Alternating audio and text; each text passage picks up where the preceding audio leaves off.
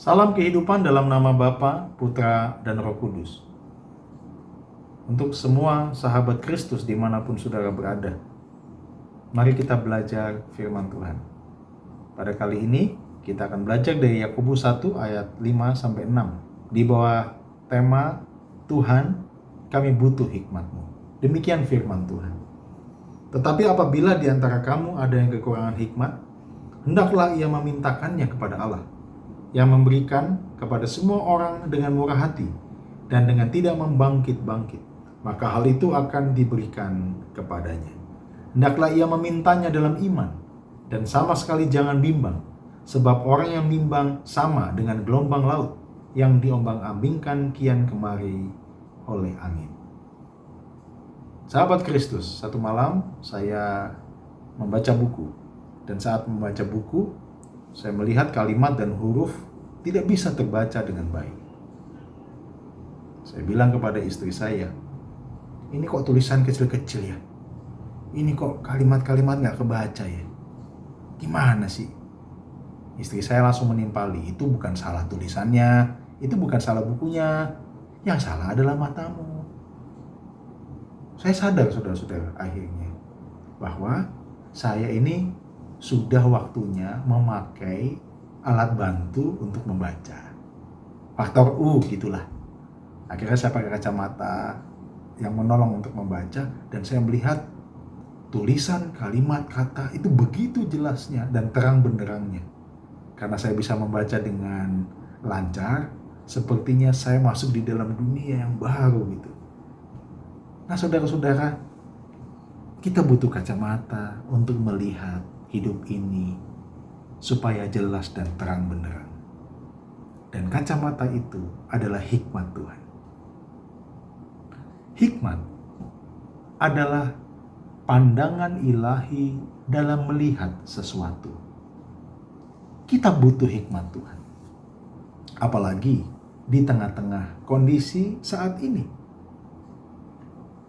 Saudara-saudara, dengan hikmat Tuhan, kita bisa melihat kesulitan, penderitaan, masa lalu, kepahitan, masa depan, kesempatan, kelebihan, itu secara utuh. Dan semua manusia tanpa terkecuali membutuhkan hikmat Tuhan. Amsal mengatakan bahwa hikmat itu lebih berharga daripada emas. Dengan kata lain, emas, harta, kekayaan tanpa hikmat itu bisa jadi tidak berarti. Kesempatan, potensi, peluang, kelebihan tanpa hikmat Tuhan itu juga bisa jadi tidak berarti. Intinya saudara-saudara, kita semua membutuhkan hikmat Tuhan. Firman Tuhan kali ini mengingatkan kita, mendorong kita untuk kita minta hikmat kepada Tuhan. Kita ini dalam posisi yang kurang hikmat, maka kita membutuhkan hikmat Tuhan. Meminta hikmat kepada Tuhan, menerima hikmat dari Tuhan, dan tentunya menjalani hidup ini sesuai dengan hikmat Tuhan. Sahabat Kristus, ingat kalimat ini. Hikmat yang sejati itu datang kepada Tuhan dan datang dari Tuhan. Anehnya adalah seringkali hikmat itu diberikan oleh Tuhan pada saat percakapan sederhana sehari-hari dengan orang-orang terdekat kita, dengan teman atau anggota keluarga kita. Untuk itu kita perlu peka dalam menyadarinya. Perlu ringkas dalam merumuskan melalui bentuk catatan-catatan kecil atau jurnal kehidupan kita. Pada saat saya menghantar putra saya ke gereja, tiba-tiba ia bertanya demikian, "Pak, mengapa mobil ada kaca spionnya?" Saya menjawab begini saudara-saudara. Kita bisa melihat apa yang ada di belakang kita supaya kita bisa lebih hati-hati ketika kita berjalan ke depan. Sahabat Kristus, pada saat saya menyadari hal ini, Tuhan memberikan saya hikmat untuk melihat kehidupan ini secara utuh. Melihat masa lalu dan apa yang ada di belakang saya itu secara utuh. Kita butuh melihat masa lalu kita.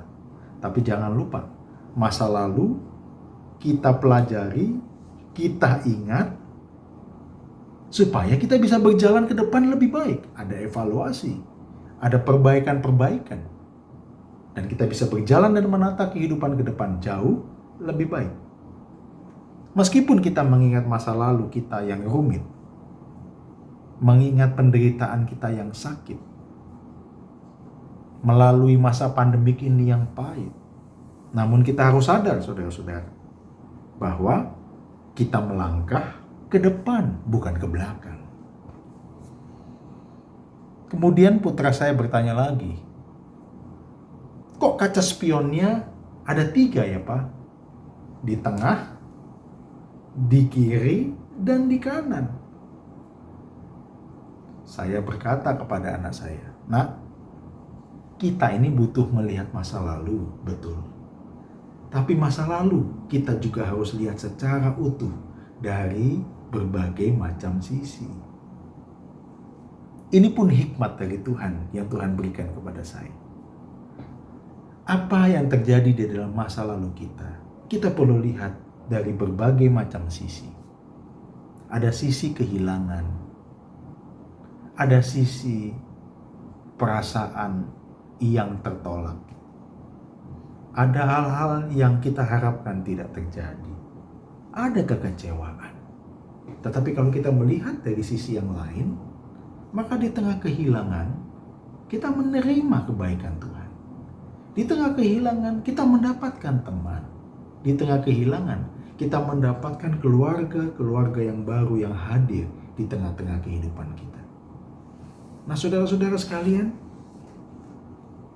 hikmat Tuhan seringkali Tuhan nyatakan di dalam waktu-waktu yang sederhana, melalui percakapan dengan keluarga kita. Mari kita peka, dan kemudian kita merumuskannya di dalam catatan-catatan kecil atau jurnal kehidupan kita, dan kemudian itu kita simpan, tentunya menjadi catatan kita untuk kita melangkah dalam kehidupan ini. Sahabat Kristus, mari kita terus mengandalkan hikmat Tuhan. Kalau kita kekurangan hikmat, mari kita minta datang kepada Tuhan, karena kita membutuhkan hikmat Tuhan di dalam menjalani kehidupan ini. Tuhan pasti akan memberikan hikmat. Bagian kita, mari kita peka, mau belajar dan bersedia taat untuk melakukannya. Tuhan memberkati kita. Tuhan menjaga kita. Tuhan memberkati kita dengan kehidupan. Dan mari kita berbuah kehidupan untuk kemuliaan Tuhan. Kita berdoa. Terima kasih ya Tuhan. Saat ini kami datang kepadamu. Kami butuh hikmat. Kami seringkali kekurangan hikmat dalam menjalani hidup ini. Tuhan, curahkanlah hikmat. Tolong kami untuk peka. Karena seringkali Tuhan sudah berikan hikmat melalui kehidupan sehari-hari kami. Di dalam kesederhanaan yang Tuhan nyatakan. Berikan kepekaan pada hati kami. Dan berikan kami kerajinan untuk kami boleh mencatat, mengingat. Dan tentunya berikan kami tekad untuk melakukannya dalam kehidupan setiap kami. Terima kasih ya Tuhan. Untuk penyertaan-Mu melalui hikmat-Mu.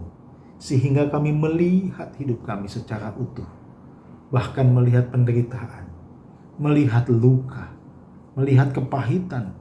Melihat masa lalu, melihat apa yang kami alami sekarang ini secara utuh. Di tengah kehilangan kami mendapatkan keluarga dan teman-teman yang baru. Di tengah kedukaan kami melihat banyak orang yang memperhatikan kami. Di tengah kesulitan kami, kami melihat bagaimana Tuhan selalu beserta dan menolong kami.